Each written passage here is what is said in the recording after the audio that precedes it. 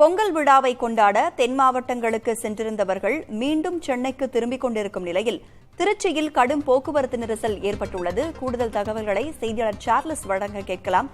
Charles, Pongal விடுமுறை முடிஞ்சு எல்லாருமே சென்னை நோக்கி வந்துட்டு இருக்காங்க. இதனால போக்குவரத்து நெரிசல் ஏற்படுவது வழக்கமான ஒன்றுதான். இருந்தாலும் கூட திருச்சியில குறிப்பிட்ட ஒரு பகுதியில போக்குவரத்து நெரிசல் ஏற்படுவதற்கு எதுவும் முக்கிய காரணம் இருக்கா?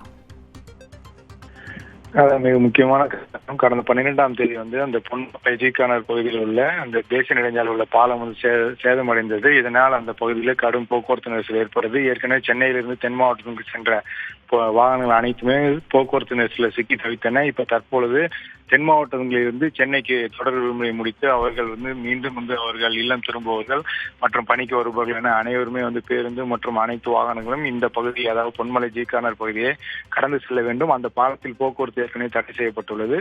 இந்த நிலையில் மாற்று வழிப்பாதை, அதுக்கு அருகாமையில் உள்ள இருவழி பாதையில் உள்ள இந்த சாலையில அனைத்து வாகனங்களும் இப்ப செல்வதால் கடுமையான நெரிசல் ஏற்பட்டிருக்கு.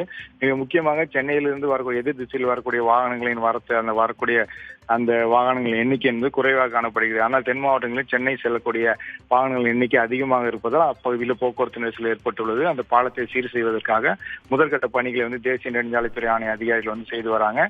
இதற்கு முன்னதாக சற்று நேரத்துக்கு முன்பு அந்த டிவிஎஸ் டோல்கேட் மேம்பாலத்தில் இந்த பொன்மலை ஜிகானர் மேம்பாலத்துக்கு முன்னதாக உள்ள பாலத்தில் ஒரு கார் திடீரென தீப்பற்றி இருந்ததால் அந்த பாலத்திலும் போக்குவரத்து சிறிது நேரம் நிறுத்தப்பட்டது. இதனால் நகர்ப்புற பகுதிக்கு உள்ளே கீழே வரக்கூடிய வாகனங்கள் அனைத்துமே போக்குவரத்து நெரிசல்ல சிக்கி தவித்தன. இருந்தாலும் போக்குவரத்து நெரிசலை சீர் செய்வதற்கு அதிகமான போக்குவரத்து காவலர்கள் பணியில் ஈடுபட்டுள்ளார்கள்.